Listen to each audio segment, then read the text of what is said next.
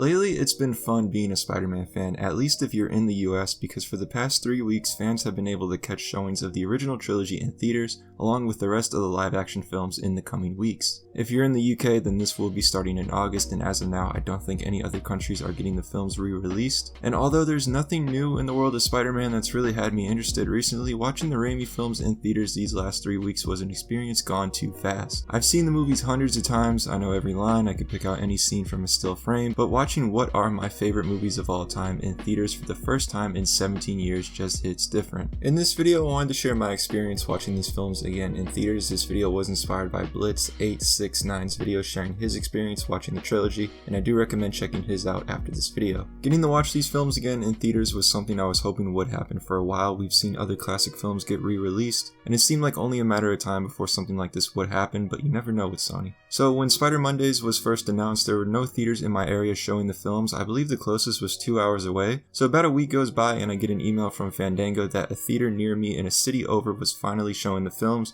and I immediately got tickets. Unfortunately, I can't say I was the first to do so, so respects to the fan that beat me to being the first to buy tickets to Spider-Man 1. I got all of my tickets at the same time, but I was the first for Spider-Man 3. At the time, Spider-Man 1 was the only Spider-Man film I hadn't seen in theaters. Yes, I've even seen the spin-offs including Madam Web and Morbius, and I think this may have been the biggest crowd of the trilogy. The theater I was at had an upper and lower tier, and most of the upper tier was full. Unfortunately, the theater I saw all 3 films at didn't have an actual poster displayed for the film showing that week, just a standee for Spider Monday, so I am a bit jealous of photos I've seen around where others had the original posters displayed at their theater. But my theater was giving out mini posters for each film complete with re-release dates on them, and I'm glad I went back to the counter after walking in so I could get one. I originally just walked in since nobody was checking tickets, which is usually how it is at my go-to theater, but before the film I did actually go back and have my ticket checked so I could get a poster. It was so cool seeing the iconic Spider-Man opening on the big screen again. This is something I miss with the newer films, and for the most part in this film my crowd was into it, but it wasn't the best crowd for the 3 films in my opinion. Rewatching these movies in theaters, there's a lot of moments that were funny that I never laughed at all my times rewatching these films, and I don't know if it's just the awkwardness of Peter in some of these scenes or how cheesy these films have been, or that everybody was just having fun watching these movies, but these films are a lot funnier than I remember. And I thought it was cool when we first see Jameson in this movie, there was a group of people clapping and cheering for his scene, which is appropriate considering that J.K. Simmons as Jameson is one of the best castings of all time. And it was funny too when people in the theater jumped at the scares that Raimi put in the movie, like when the goblin jump scares and the skull when Peter takes a nap after being bit by the spider. And I think my viewing of Spider-Man 1 set the tone for what to expect for the remaining 2 weeks. My audience was into it, almost like we were all watching it again for the first time, and I finally saw every Spider-Man film in theaters after that showing. Spider-Man 2 was the first Spider-Man film I saw in theaters back in the day, and I still have some memories from that time, and rewatching this film I got a serious sense of deja vu, which carried over to Spider-Man 3. Weird that I've seen these movies too many times to count, but sitting in the theater environment had a sense of familiarity. This is regarded as the best of the trilogy, and of course there was a big reaction when the pizza time scene came on, and normally when I rewatch this film it's 2.1, so seeing the theatrical cut again after a while was fun. The elevator scene was a lot longer than I remember, and once again the theater had a decent sized crowd. I don't think there were as many laughs as the first film, given that this one's a bit more serious, although I do regret getting up at the pay me in advance scene since I feel like that was probably the funniest moment of the film. But it was really cool seeing the party scene in theaters again, and the swinging sequence followed after, since that is my favorite swinging sequence in the trilogy. Also, rewatching this trilogy in theaters, I know people dislike her character,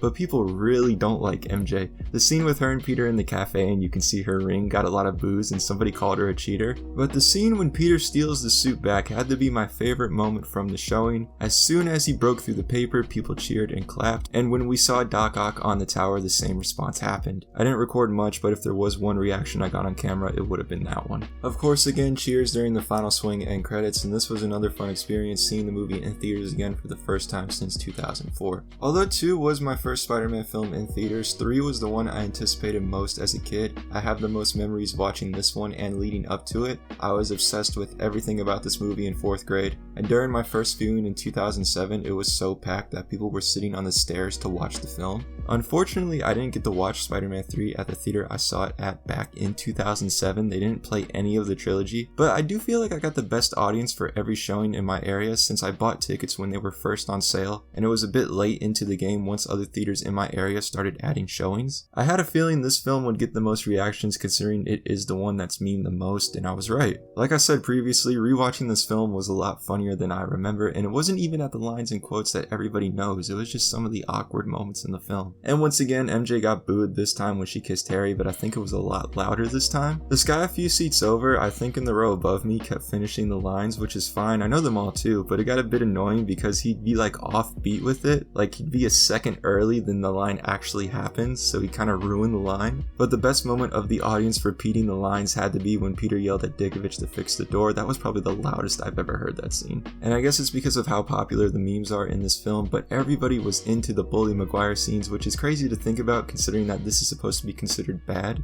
Like the scene when he fixes his hair in the alleyway had some claps. Again, I had a feeling of deja vu seeing this one. Rewatching the black suit reveal 17 years later still hits the same as it did back then, and the same goes for when Harry shows up to help Peter. That was the coolest moment of the film for me back then and arguably still is, especially the scene when they save MJ from falling and the music plays in the background is just so good. Spider-Man 3 was definitely my favorite rewatch from the trilogy. I've always liked the movie, but it is regarded as the worst of the trilogy. But I will say that this showing was the most fun, and overall I'm glad I got to relive these films in theaters. It's crazy that it's nothing new regarding the character, but everybody had fun watching these films in theaters, and I feel like a lot more people are talking about Spider-Man again. As of now, I'm going to see TASM since my friend told me he's never seen it. I only planned on seeing the Raimi films, and while I do enjoy the other Spider-Man films, it just doesn't hit the same as the Raimi Trilogy. These are films that a whole generation grew up on, the reason why I love Spider-Man, and I'm curious to see if there's a drop-off now that the classics are out of the theaters. As of now, in my area, there's still only one person that's willingly paid to rewatch Far From Home in theaters. So let me know what you all think. If you're from the UK, will you be seeing these films in August? And if you've seen these films in theaters recently, share your story below. Let me know in the comments. Thanks for watching. Be sure to subscribe, follow my social medias, hit that like button, and I will see you guys again in my next video.